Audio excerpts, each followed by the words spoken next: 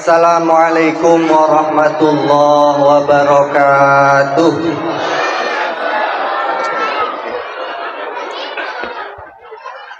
Alhamdulillah.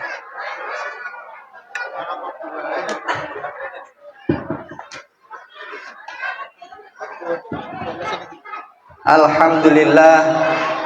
Nahmaduka Allahumma Rabbana kama amartana an nahmad wa nusalli wa nusallim ala sayyidina wa maulana Muhammad wa nusalli wa nusallim ala sayyidina wa maulana Muhammad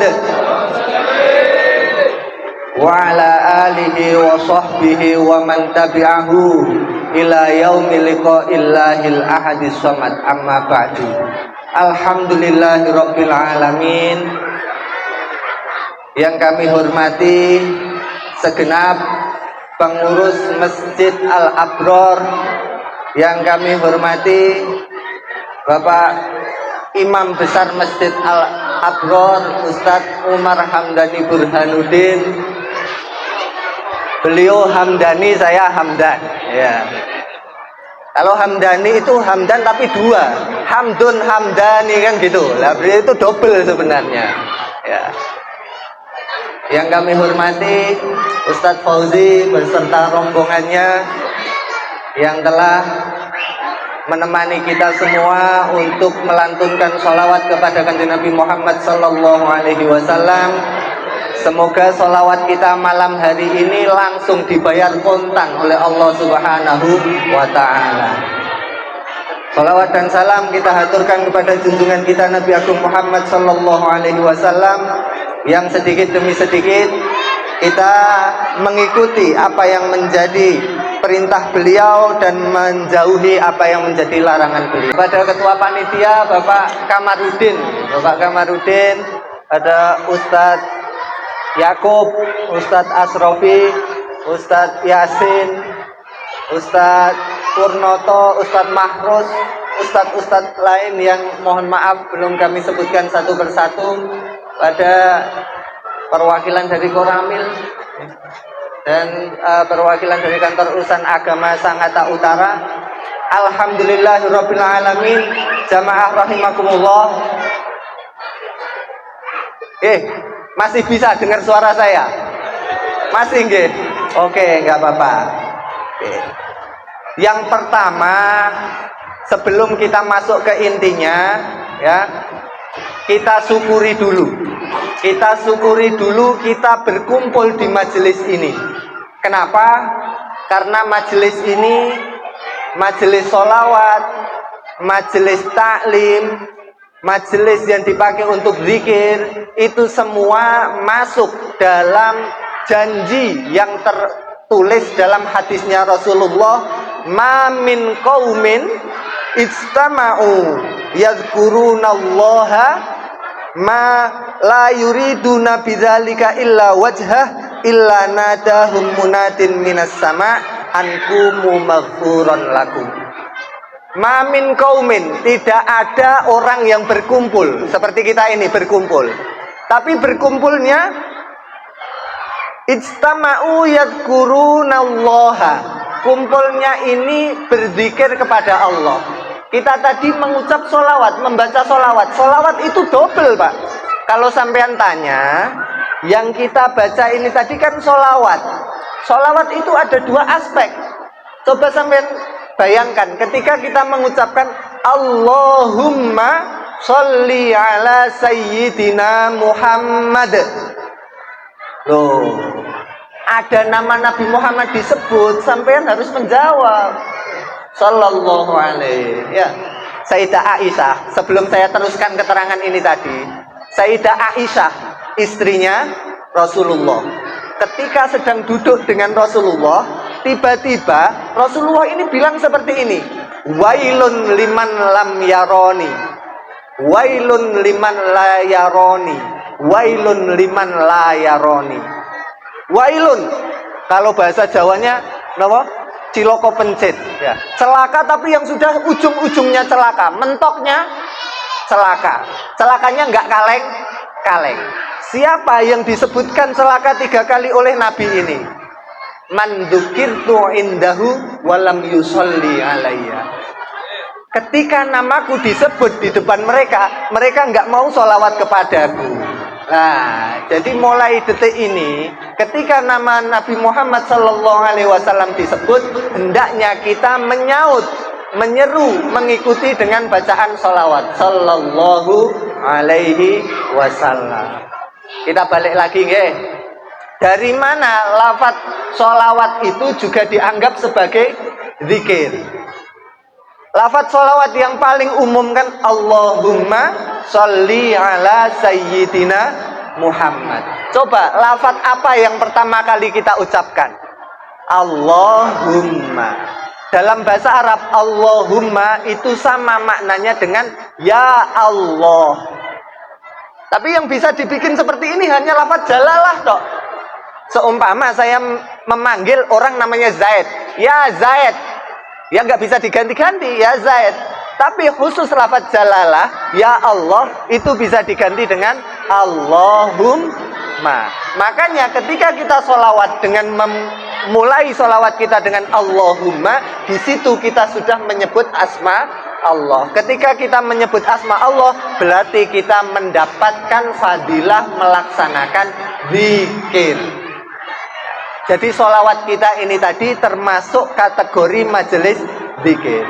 Kalau kita berkumpul dan kumpulnya kita ini untuk berzikir kepada Allah, maka malaikat akan datang dan menyeru. Menyerunya bagaimana? Setelah acara ini selesai, malaikat, kalau jenengan semua, kalau sampean semua bisa dengar, seumpama sampean dikasih keistimewaan sama Allah bisa mendengar apa yang dikatakan malaikat, sampean akan mendengar apa yang dikatakan malaikat dalam hadis ini. Ankumu maghfuron lakum. Pulanglah kalian semua maghfuron lakum, dalam keadaan yang telah diberikan ampunan. Amin Allahumma. Ternyata potongan hadis itu tidak hanya sampai di situ toh. Ada lanjutannya hadis itu. Qad buddilat sayyi'atukum al-hasanat. Enggak hanya dosa kita diampuni. Seumpama nggih, sampean hutang sama saya. Anggap saja dosa kita itu hutang. Sampean hutang sama saya 500.000, Pak. Setelah kita kumpul seperti ini, sampean dikasih tahu hutang sampean sudah lunas. Enggak cuman mandek di situ toh. Dosa itu hutang loh Pak. Nanti sampean akan bayar dosa itu di akhirat. Semakin banyak dosa kita, semakin lama kita membayar hutang itu. Bayarnya nggak pakai uang Pak. Bayarnya kita dibakar di neraka. Naudzubillahi min dzalik. Makanya ketika disebutkan oleh malaikat ankumu maghfuron lakum, pulanglah semua kalian telah diberi ampunan. Itu seakan-akan kalau bahasanya kita berhutang, hutang kita dibebaskan. Terus lanjutannya ini loh yang bikin kita semakin gembira. Qad buddilat sayyi'atukum al-hasanat. Qad buddilat, telah benar-benar diganti. Sayyi'atukum, dosa-dosa kalian diganti dengan hasanatin, dirubah menjadi kebaikan. Jadi sampean awalnya hutang 500.000, ketika sudah dikasih ampunan ini, nggak cukup di situ toh. Sampean pulang dikasih bayaran sebesar dosa sampean. Dosa sampean 1 kilo seumpama, berarti 1 kilo ini dirubah menjadi kebaikan. Kebaikan dosa sampean 1 gunung, dosa sampean ini akan diganti dengan kebaikan senilai 1 gunung. Nah, inilah yang pertama kali saya sebutkan dalam pertemuan kali ini. Biar kita tetap semangat kalau menghadiri majelis taklim, majelis sholawat, majelis zikir. Semuanya ini masuk dalam janji malaikat itu. Kalau kita sudah selesai melaksanakan zikir kita, kita akan mendapatkan panggilan dari para malaikat, ankumu maghfuron lakum. Kalian telah diampuni. Qad buddilat sayyi'atukum hasanat. Kejelekan kalian, dosa-dosa kalian akan diganti dengan kebaikan. Oke, itu yang pertama. Terus kedua, kita berkumpul pada malam hari ini, kita menampakkan rasa gembira kita. Gembira atas apa, Pak? Atas kelahiran Nabi Muhammad sallallahu alaihi wasallam. Pak, Ibu, Bu, dengar suara saya, Bu? Halo, Bu. Waduh, pusing ini. Bapak-bapak masih dengar nggih? Baru 10 menit, Pak. Ya, masih 1 jam lagi. Dikuat-kuatkan dulu. Enggak, kita nanti enggak sampai 1 jam. Insya Allah 45 menit selesai. Ngoten nggih? Nggih, 45 menit. Nggih. 45 menit itu baru 1 babak, nggih. Kalau sepak bola kan 45 kali 2. Nah, ini nanti lihat kondisi. Kalau pupu saya sudah enggak kuat ya selesai, ya. Tapi kalau masih kuat kita lanjutkan. Kita lanjutkan Bapak Ibu. Ada ayat Al-Quran yang berbunyi A'udzubillahi minasyaitonirrajim Bismillahirrahmanirrahim Qul bifadlillahi wa birahmatihi fabidzalika falyafrahu. Ada ayat Al-Quran, Pak, yang bunyinya Qul, katakanlah Muhammad, bifadlillahi, dengan sebab anugerah dari Allah Ta'ala, wa birahmatihi, dan dengan sebab rahmat yang diturunkan oleh Allah Ta'ala, fabidzalika, maka dengan itu semua, falyafrahu, bergembiralah kalian semua. Kita disuruh untuk bergembira atas anugerah yang diberikan oleh Allah dan rahmat yang diturunkan oleh Allah. Sekarang saya tanya ke sampean semua, ada nggak anugerah Allah yang besarnya melebihi anugerah berupa Kanjeng Nabi Muhammad Sallallahu Alaihi Wasallam? Ada, Pak, anugerah yang lebih besar daripada anugerah berupa Rasulullah Sallallahu Alaihi Wasallam? Nggak ada, Pak. Nggak ada anugerah yang melebihi besarnya anugerah berupa Nabi Muhammad Sallallahu Alaihi Wasallam. Laulaka ya Muhammad ma khalaqtul aqwan. Kalau bahasanya Imam Busiri, laula hulam tukhrajid dunya minal adami. Kalau tidak karena Nabi Muhammad, maka bumi ini tidak akan diciptakan oleh Allah Subhanahu wa Ta'ala. Loh, Pak, kok bisa seperti itu? Loh, emang seperti apa? Kalau sampean protes, kok bisa seperti itu? Mau sampean bagaimana? Saya sebutkan satu ayat, Pak. Wa ma khalaqtul jinna wal insa illa liya'budun. Kami tidak akan menciptakan manusia, tidak akan menciptakan jin kecuali untuk beribadah kepada Allah. Saya tanya ke jenengan semua, bisakah kita ibadah tanpa ada ajaran dari Nabi Muhammad Sallallahu Alaihi Wasallam? Gak mungkin bisa. Makanya keberadaan Nabi Muhammad ini adalah kunci agar kita bisa beribadah. Sedangkan beribadah ini adalah kunci kenapa Allah menciptakan kita semua. Jadi saya tanya ke jenengan semua, nggak perlu sampean jawab, tapi diresapi saja. Adakah anugerah yang lebih besar melebihi anugerah berupa dilahirkannya Nabi Muhammad Sallallahu Alaihi Wasallam? Yang nomor 2, Pak. Yang pertama tadi, kul bifadlillah, dengan fadlnya Allah, dengan anugerahnya Allah. Yang kedua, wabirahmatih, dengan rahmatnya Allah. Rahmat Allah terbesar tidak lain, tidak bukan juga junjungan kita Nabi Agung Muhammad Sallallahu Alaihi Wasallam. Nabi bilang, ana rahmatun muhdah. Saya ini adalah rahmat yang diturunkan, dihadiahkan Allah untuk makhluk semua.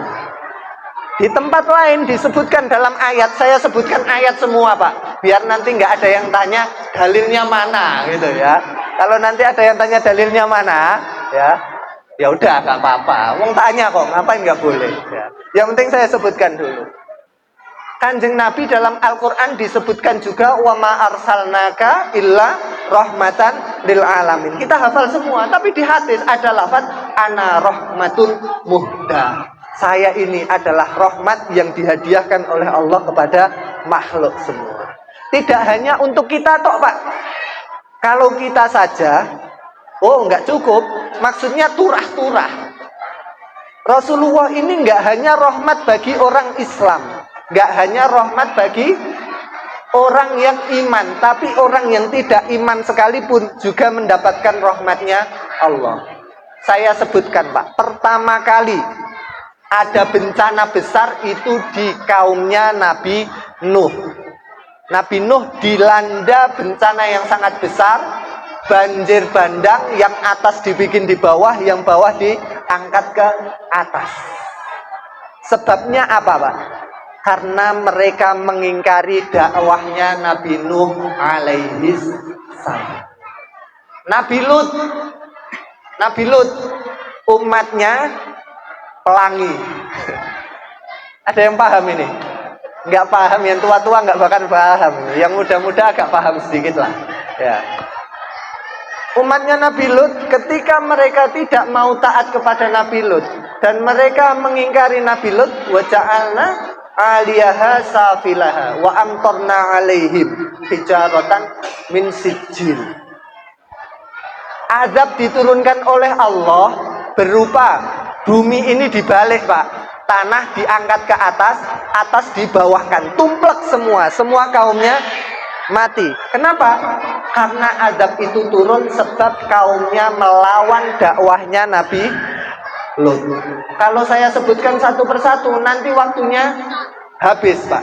Tapi intinya saya mau tanya ke sampean, pernahkah sampean dengar di umatnya Nabi Muhammad yang waktu itu kafir Quraisy semua melawan Nabi, semua menyakiti Nabi, semua mengingkari kenabian Nabi.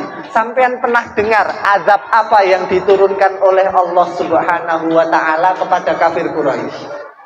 Azab yang umum sehingga semua tumpes. Ada enggak? Enggak ada. Karena khusus Nabi Muhammad ini diutus rahmatan lil alamin, termasuk bagi orang yang kafir. Orang yang kafir tidak langsung ditumpas, tapi diberikan kesempatan hidup sampai meninggal. Kalau mereka mendapatkan iman, punya kesadaran, mereka akan selamat. Kalau sampai mati mereka tidak mau iman, Allah sudah memberikan kesempatan itu. Pak, dalilnya mana? Pasti kan tanya dalil terus. Dalam ayat Al-Quran itu ada ayat wa ma kana Allahu liyu'adzibahum wa anta fihim. Ya, di surat Al-Anfal ayatnya berapa saya nggak tahu, lupa ya. Itu ada lafaz seperti ini. Wa ma kana Allahu liyu'adzibahum wa anta fihim. Dan tidaklah Allah mengadab kaum kafir Quraisy atau mengadab suatu kaum wa anta dan engkau Muhammad fihim masih ada di kaum itu. Coba kalau kaum lain begitu mereka mengingkari dakwahnya Nabi ditumpes dihabisin, tapi di sini dalam ayat Al-Qur'an diberikan jaminan wa ma kana Allahu liyu'adzibahum wa anta fihim. Sampai di sini masih bisa menerima. Ditambah lagi meluap nopo mboten nih? Ditambahkan apa cukup? Tuh. Kita lanjutkan. Kita balik ke awal yang saya sebutkan tadi. Kita berkumpul di sini untuk bergembira atas kelahiran Nabi Muhammad. Itu tidak lain tidak bukan adalah mengikuti perintahnya Allah Subhanahu wa ta'ala dalam ayat tadi. Qul bifadlillahi wa birahmatihi fabidzalika falyafrahu. Jadi ampun ragu-ragu lagi, ampun bingung-bingung lagi. Kalau kita diajak mauludan, berangkat aja, gas saja, tabung hijau, gas seperti itu. Berangkat aja. Kenapa? Karena dengan merayakan kelahiran Nabi Muhammad berarti kita ikut bergembira dengan rahmat dan fadl atau anugerah dari Allah Subhanahu wa ta'ala. Terus kemudian dalam kesempatan hari ini Saya mau menggambarkan sedikit saja. Ya, ketika kita datang maulid seperti ini, kita menghadiri acara maulid. Itu tidak lain tidak bukan yang pertama itu tadi mengikuti perintah Allah, qul bi fadlillah wa bi rahmatihi fa bidzalika fal yafrahu. Yang kedua, kita mau masuk, mau daftar, mau registrasi menjadi umatnya Nabi Muhammad Sallallahu Alaihi Wasallam. Karena nanti kalau suatu saat kita meninggal, seumpama nih habis ini saya meninggal, saya itu yakin sekali ketika amal saya ditimbang, amal kebaikan saya pasti jauh lebih sedikit, jauh lebih ringan daripada dosa saya. Dalam keadaan seperti ini, kok kita tidak mencari pertolongan dari Kanjeng Nabi? Gak bahaya tak? Bahaya sekali. Ketika kita hanya mengandalkan amal kita saja, kita akan sulit untuk selamat dari mizan atau hisabnya Allah Subhanahu wa ta'ala. Nah, terus bagaimana cara registrasinya tadi? Cara daftarnya bagaimana? Kita harus menanamkan rasa cinta kepada Nabi Muhammad Sallallahu Alaihi Wasallam. Cinta loh Pak. Cinta itu beda dengan orang yang tidak cinta. Sampean Pak punya anak. Sampean punya anak. Pasti sampean akan lakukan apapun demi kebahagiaan anak sampean. Itu saja gambaran yang paling mudah. Dalam kehidupan kita, kalau kita cinta kepada Nabi Muhammad, pasti yang akan kita lakukan adalah suatu yang bisa membuat senang Nabi Muhammad. Kalau ada sesuatu hal yang membuat Nabi Muhammad nggak senang, akan kita tinggalkan. Kenapa? Karena kita cinta kepada Nabi Muhammad.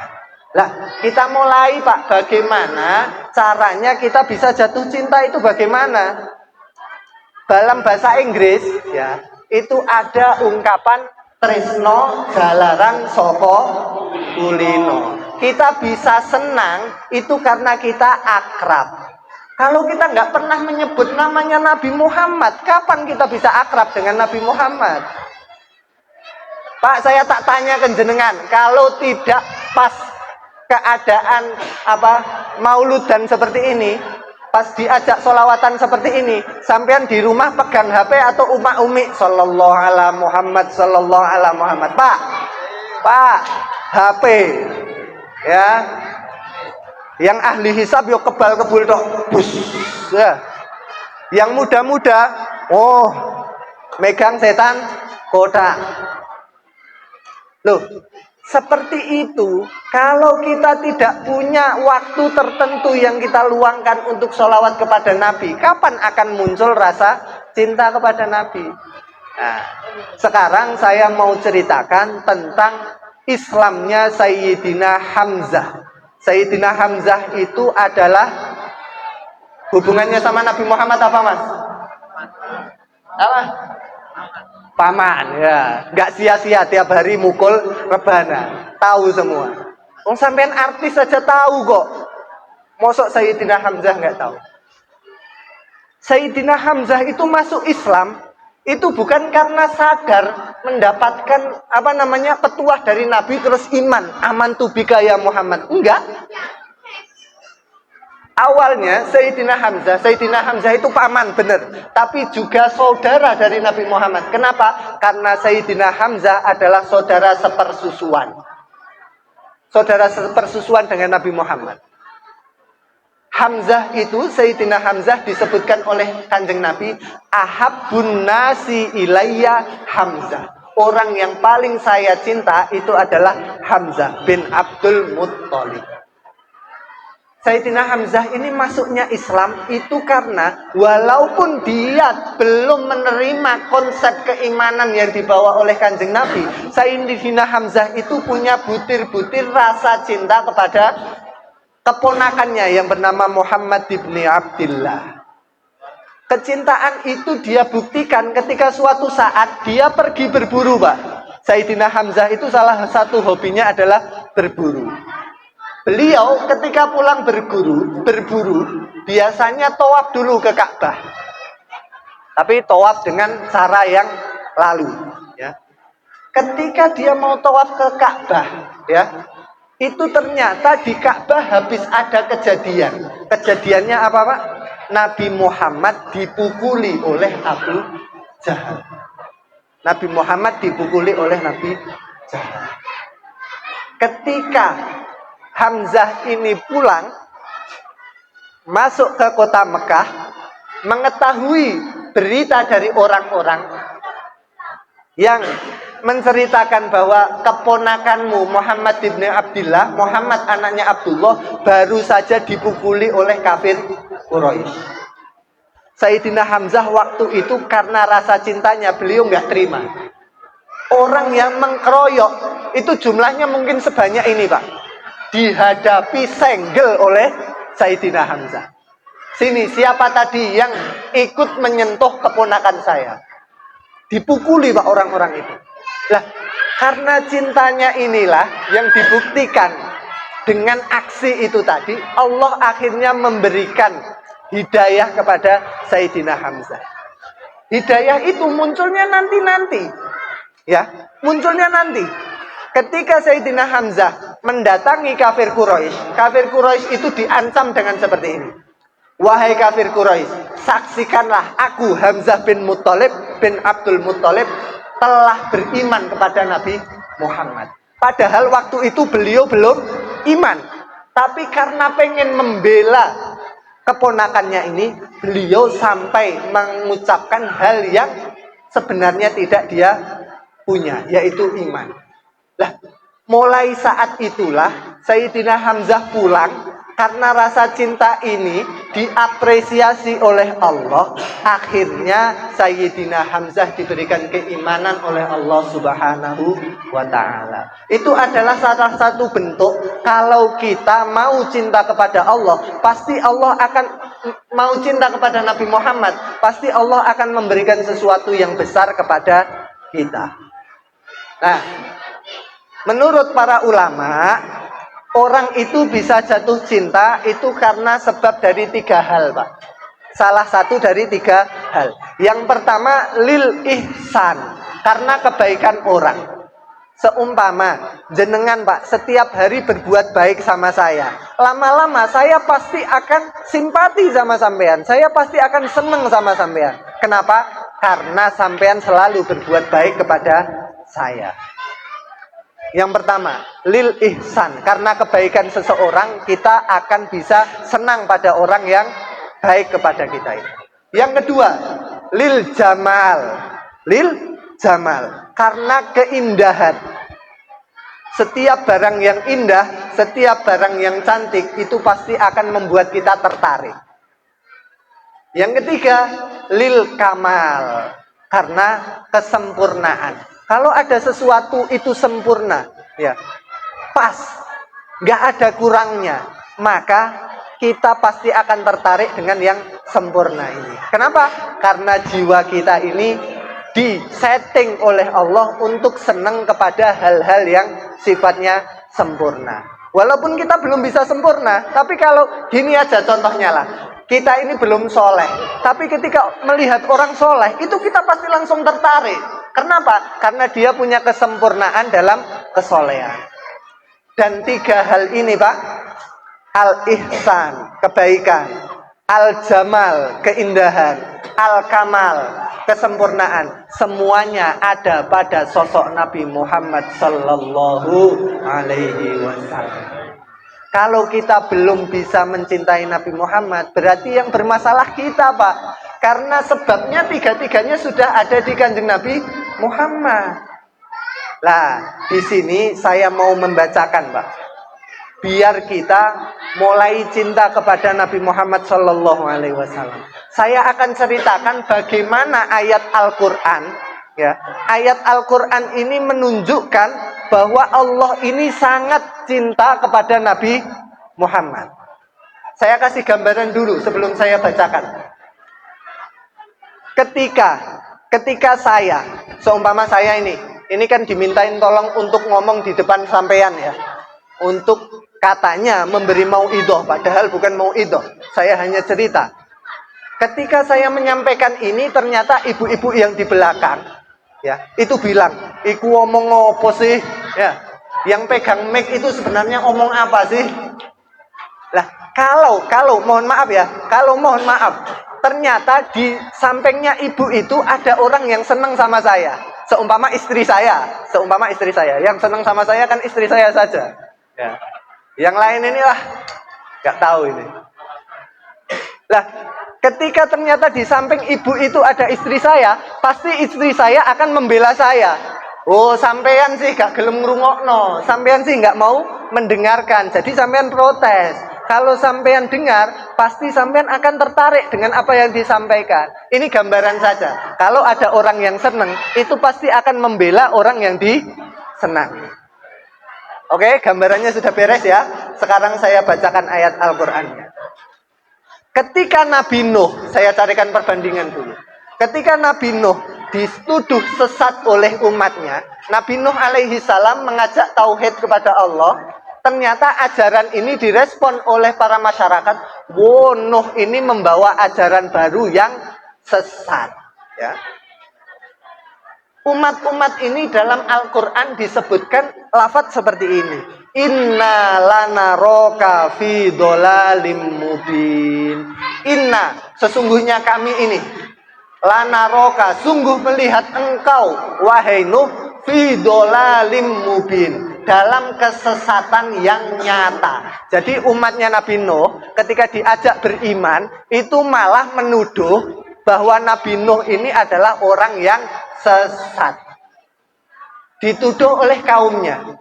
Ternyata Nabi Nuh menjawab, laisa bidolalatun. Enggak, aku ini bukan orang yang membawa kesesatan. Bahkan aku ini orang yang membawa hidayah untuk kalian semua. Ya, ini kaumnya menuduh Nabi Nuh, dijawab sendiri oleh Nabi Nuh. Saya lanjutkan. Nabi Hud alaihi salam. Ketika Nabi Hud ini mengajak kepada tauhid kepada Allah, iman kepada Allah, meninggalkan hal-hal yang haram, meninggalkan hal-hal yang dilarang. Ternyata umat Nabi Hud itu protes dan menuduh kepada Nabi Hud, inna lanaroka fi safahatin. Kalau Nabi Nuh tadi dituduh fi dolalatin, kalau si Nabi Hud ini dituduh fi safahatin. Nabi Hud, kamu itu memang benar-benar orang yang bodoh. Wong enak-enak seperti ini, barang yang haram itu kan biasanya katanya enak kan seperti itu. Kalau lagunya Rhoma Irama gimana? Ya, kenapa yang enak-enak itu yang dilarang kan seperti itu. Ini paling jago beliau ini. Ya. Lagu Rhoma Irama hafal semua. Lah, ketika Nabi Nuh mengajak hal yang demikian, itu malah dituduh. Kowe ku bodoh, kamu itu bodoh. Hal-hal yang enak seperti ini kok ditinggalkan. Ternyata Nabi Hud, dalam Al-Quran juga menjawab sendiri, laisa bi safahatun. Enggak, aku ini bukan orang yang bodoh. Bahkan aku ini orang yang pintar. Kenapa? Orang yang pintar itu adalah orang yang memikirkan kehidupan di akhirat. Seperti yang dikatakan oleh Sayyidina Ali, Al-Kayyisu.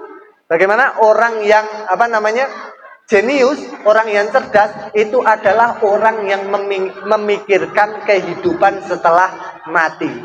Nabi Hud juga menjawab seperti itu. Saya ini bukan orang bodoh. Dengan meninggalkan keharaman, saya malah pinter. Karena saya sedang membangun kehidupan yang baik di akhirat.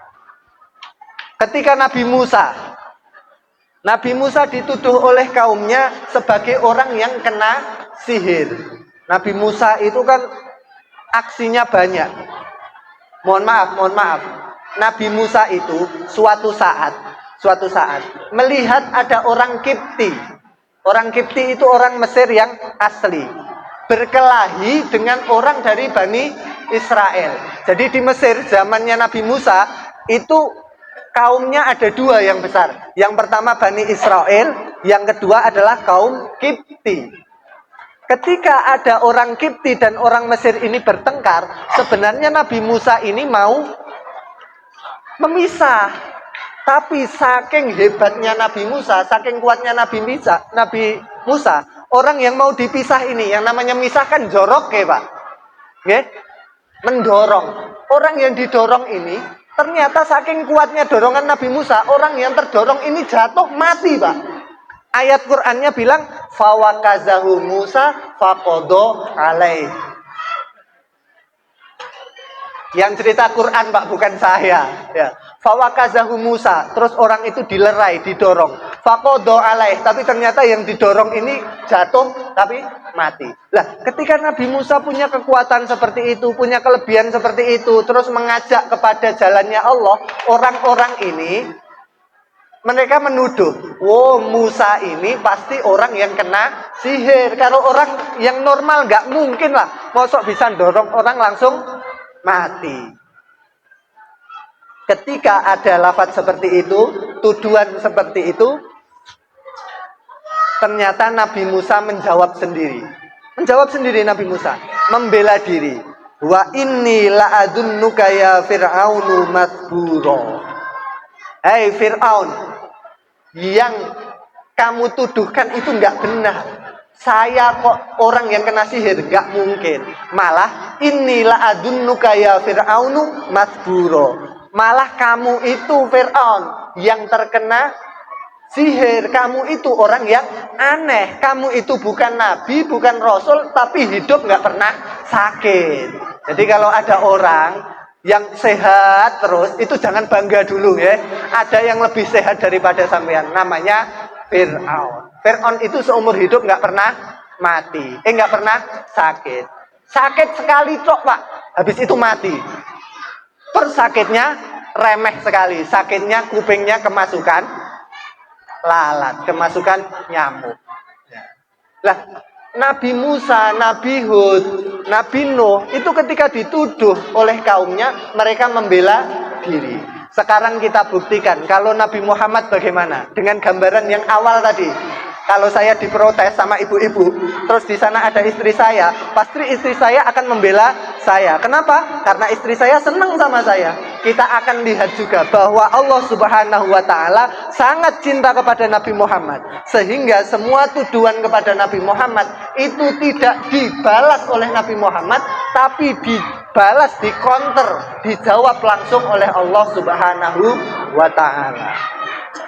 Kita sebutkan ayat yang pertama. Ketika Nabi Muhammad dituduh sebagai seorang dukun, Allah sendiri dalam Al-Quran menjawab, wala biqaulikahin. Apa yang dibawa Muhammad itu wala biqaulikahin, bukan ucapan dari seorang dukun. Jadi Nabi Muhammad yang membaca Quran itu bukan seorang dukun. Orang kafir Quraisy menuduh Nabi Muhammad itu adalah dukun. Yang nggak terima adalah Allah Subhanahu wa Ta'ala. Langsung dijawab sendiri dalam ayat Al-Quran, wala biqaulikahin. Quran yang dibawa oleh Nabi Muhammad itu bukan perkataan dari seorang dukun. Itu yang pertama.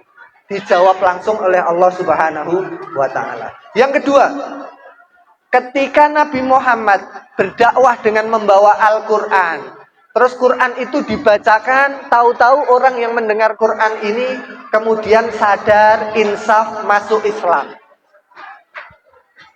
Ketika itu, orang-orang kafir Quraisy bilang, oh Muhammad ini sebenarnya bukan nabi, dia itu adalah seorang penyair.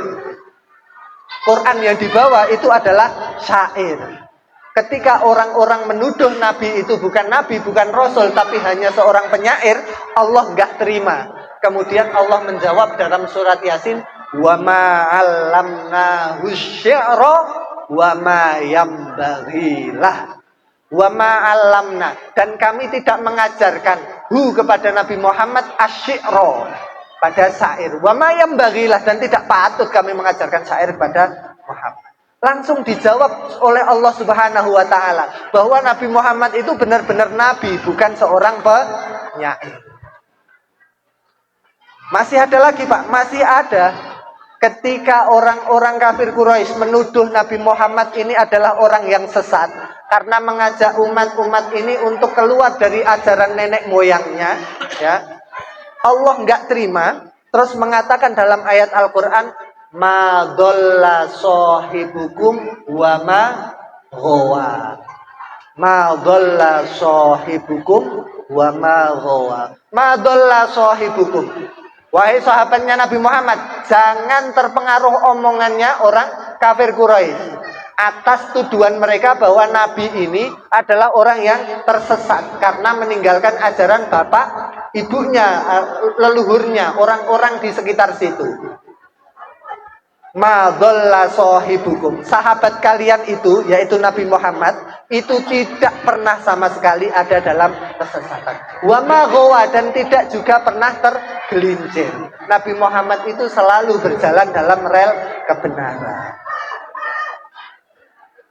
Terus kemudian ketika orang kafir Quraisy mulai kehabisan akal, bagaimana cara membendung dakwahnya Nabi Muhammad? Mereka menyebarkan hoax, mereka menyebarkan isu bahwa Muhammad ini adalah orang yang gila. Muhammad itu bukan nabi, bukan apa, pokoknya semuanya itu sudah yang sudah dicoba nggak mempan itu ditinggalkan. Memunculkan isu baru, yaitu Muhammad adalah orang yang gila. Allah nggak terima. Kemudian dalam Al-Quran disebutkan, ma anta binikmati rabbika bimajnun. Ma anta, tidak ada wahai engkau Muhammad, binikmati rabbika, dengan nikmat Tuhanmu, bimajnunin, adalah orang yang gila. Langsung dijawab sama Allah, nggak mungkin Nabi Muhammad itu gila. Nah, ketika orang kafir Quraisy menuduh bahwa Nabi Muhammad ini mengarang Al-Quran, yang dibawa Muhammad itu hanya karangannya Muhammad sendiri, bukan wahyu yang turun dari Allah Ta'ala. Kenapa? Karena waktu itu di Madinah ada seorang Yahudi yang datang dari Bani Israel, ikut hidup di Madinah. Mereka bisa baca, mereka bisa nulis. Nah, mereka menganggap bahwa Nabi Muhammad bisa membaca, bisa menulis, bisa menyampaikan Al-Quran itu karena diajari oleh Yahudi ini. Ya. Mereka mengatakan, innama yu'allimuhu bashar. Muhammad itu sebenarnya ketika mengucapkan Al-Quran, menyampaikan Al-Quran, itu diajari oleh orang Yahudi itu loh, orang dari Bani Israel itu loh. Allah Ta'ala nggak terima lagi. Disebutkan dalam ayat Al-Quran, lisanul ladzi yulhiduna ilaihi a'jamiyun wa hadza lisanun arabiyyun mubinun. Apa yang dituduhkan oleh orang-orang yang mengatakan Muhammad itu menyampaikan Al-Quran karena diajari oleh orang Yahudi, itu sesuatu yang nggak masuk akal. Kenapa? Orang Yahudi ini datangnya dari Bani Israel sana. Bahasanya tidak bahasa Arab, sedangkan Al-Quran ini wahada lisanun arabiyyun mubin. Sedangkan Quran ini turun dengan bahasa Arab yang sangat fasih, bahasa Arab yang sangat jelas. Masih banyak Pak sebenarnya ayat-ayatnya. Sudah saya tuliskan, tapi kalau melihat ibu-ibu di sana sudah selonjor seperti ini, agaknya nggak tega juga saya memperpanjang penyampaian saya. Saya tutup sajalah sebuah cerita ya dari Sayyidina Umar. Sayyidina Umar bin Khattab. Sayyidina Umar bin Khattab ya.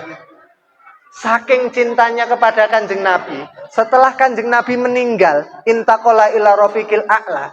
Ketika siapa ini tadi? Sayyidina Umar ini rindu kepada orang yang dicintai ini. Beliau mengatakan hal ini. Ini di kitab-kitab Syama'il banyak. Cerita ini juga dinukilkan, riwayat ini dinukilkan Sayyid Muhammad dalam Dakhair Muhammadiyah, dinukilkan oleh Imam Ghazali dalam Ihya Ulumuddin. Ada semua, nanti sampean cek.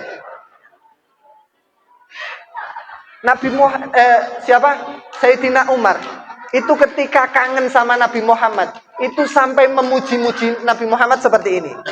Bi abi anta wa ummi ya Rasulullah. Demi ibu dan bapakku wahai Rasulullah. Laqad balagha min fadilatika indallah an ja'ala ta'ataka ta'atahu. Saking tingginya derajatmu di sisi Allah, Allah menjadikan ketaatan kepada Nabi Muhammad sebagai ketaatan juga kepada Allah Subhanahu wa ta'ala. Mayyuti'ir rasula faqad Allah. Barang siapa yang taat kepada Rasulullah, itu sama saja taat kepada Allah Subhanahu wa ta'ala. Sampean perhatikan pujiannya Sayyidina Umar. Berarti kita memuji Kanjeng Nabi boleh nggak? Ya boleh. Wong Sayyidina Umar saja ngajari. Saya lanjutkan lagi pujiannya Sayyidina Umar. Bi abi anta wa ummi ya Rasulullah. Demi bapak dan ibuku wahai Rasulullah. Laqad balagha min fadilatika indah an akhbaraka bil afwi qabla ayyukhbiraka bidzambi. Karena tingginya, demi tingginya kedudukanmu di sisi Allah Ta'ala, Allah itu ya sebelum menyebutkan hal yang tidak patut atas Nabi Muhammad, itu sudah disebutkan dulu pemaafan dari Allah. Dalam ayat Al-Quran disebutkan afallahu anka lima azintalahu. Suatu saat ada perang yang diikuti orang Islam. Terus kemudian ada orang-orang munafik yang waktu itu tidak mau ikut perang. Ketika orang munafik ini datang kepada Nabi Muhammad, Nabi Muhammad berikan izin kepada saya untuk tidak ikut perang. Karena Nabi tahu mereka itu orang munafik. Orang munafik itu diizini atau tidak ya tidak berangkat perang. Nabi membiarkan orang-orang ini tidak berangkat perang. Ternyata itu disalahkan oleh Allah Subhanahu wa ta'ala. Tapi sebelum menyebutkan kesalahannya Nabi, Allah sudah menyebutkan ampunannya Allah kepada Nabi. Ayat Al-Qur'annya bunyinya afallahu anka. Afa, Allah telah memaafkan angka dari engkau. Lima azin talahun. Kenapa engkau mengizinkan mereka tidak ikut perang? Coba sampean bayangkan. Belum salah, salahnya belum disebutkan, tapi sudah diberikan ampunan. Liyaghfira lakallahu ma taqaddama min dzambika wa ma ta'akhkhar. Saking tingginya kedudukan Nabi Muhammad di sisi Allah. Bi abi anta wa ummi ya Rasulullah. La in kana Isa bin Maryam a'tahullahu ta'ala ihya al-mauta. Salah satu mukjizatnya Nabi Isa. Mukjizatnya Nabi Isa salah satunya apa, Pak? Menghidupkan orang mati, benar. La in kana Isa bin Maryam a'tahullahu ihya al-mauta. Nabi Isa memang pernah diberikan mukjizat oleh Allah berupa mukjizat bisa menghidupkan orang yang mati. Tapi ketika Nabi Isa itu menghidupkan orang yang mati, itu ada tanda bintangnya, Pak. Syarat dan ketentuan berlaku. Yang bisa dihidupkan oleh Nabi Musa itu adalah orang yang masih belum dikubur dan jasadnya masih utuh. Baru bisa dihidupkan melalui mukjizatnya Nabi Isa. Kalau itu dianggap sebagai sesuatu yang sangat luar biasa, ya. Sayyidina Umar mengatakan demikian. Fama dzaka bi'ajaba minasyati almasmumati hina kallamatska faqalat la taqulni ana masmumah. Mukjizatnya Nabi Isa itu tidak lebih mengherankan daripada mukjizatnya Nabi Muhammad. Mukjizatnya Nabi Muhammad apa? Suatu saat Nabi Muhammad ini disuguhi, dikasih makanan berupa sampel dari kambing. Sampel itu apa? Paha kambing. Dari seorang Yahudi. Paha kambing ini bisa disate, berarti kan sudah terpisah dari badannya kambing. Bisa dimakan itu karena sudah diiris, sudah dipotong. Ternyata potongan daging ini tadi Potongan daging yang sudah dimasak ini, ketika mau dimakan oleh Nabi Muhammad, potongan daging ini ngomong kepada Nabi Muhammad, la ta'kulni. Wahai Rasulullah, jangan makan saya. Inni masmumatun. Saya telah dibubui dengan racun. Ternyata itu jauh lebih luar biasa. Kenapa? Karena Nabi Isa tadi menghidupkan orang itu ketika jenazahnya masih utuh. Ini yang dihidupkan itu sudah berupa potongan daging. Saya singkat saja. Wah, ini serba singkat ini, serba diskon ya. Panjang sekali sebenarnya riwayatnya ini. Riwayatnya bagus sekali. Nanti sampean coba dipelajari sendiri. Ya bi abi anta wa ummi ya Rasulullah. Wahai Rasulullah, demi bapak dan ibuku sebagai tebusanmu, laqad ittaba'aka fi qillati sininika. Engkau wahai Nabi Muhammad, waktu dakwahmu itu hanya sebentar, hanya 23 tahun. Malam yattabi nuhan fi kathrotihi wa tula umrihi falaqad amina bikal kathiru wa ma amana ma'ahu illa qalil. Jenengan wahai Nabi Muhammad, engkau wahai Nabi Muhammad, masa dakwahmu hanya 20 tahun, 23 tahun. Kalau dibandingkan dengan masa dakwahnya Nabi Nuh yang 950 tahun, itu nggak ada bandingannya apa-apa. Tapi laqad tabi'aka aktsaru mimma tabi'ahu. Tapi yang ikut kepada engkau wahai Nabi Muhammad jauh lebih banyak daripada yang ikut kepada Nabi Nuh alaihi salam. Dan yang terakhir, Nabi Muhammad dipuji oleh Sayyidina Umar dengan pujian ini. Yang pujian ini harus kita terapkan dalam kehidupan kita. Suatu saat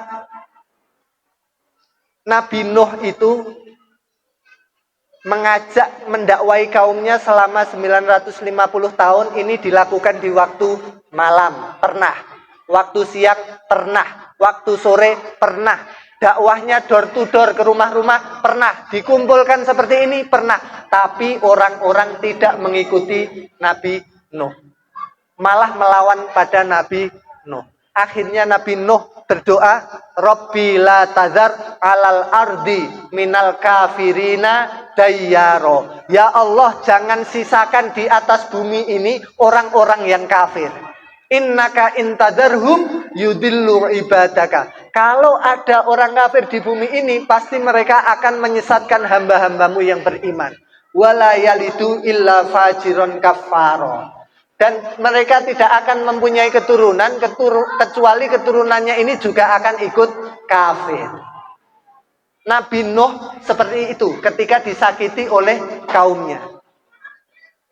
Walau ta'auta alaina lahalakna min indi akhiriha. Kalau engkau wahai Nabi Muhammad melakukan apa yang dilakukan oleh Nabi Nuh, yaitu mendoakan kejelekan pada umatnya, pasti umat ini akan hancur semuanya. Fa'abaita antakula illa khairon. Tapi ternyata Nabi kita, walaupun disakiti, beliau tidak pernah mengucapkan apapun kecuali mengucapkan hal yang baik. Kecuali mendoakan dengan doa yang baik. Tidak seperti doa yang menghancurkan itu tadi.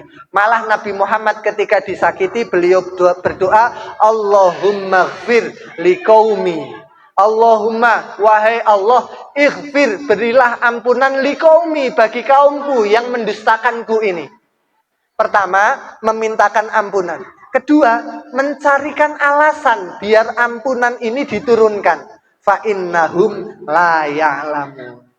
Karena kaum-kaumku ini adalah orang-orang yang tidak tahu. Mereka orang-orang yang bodoh.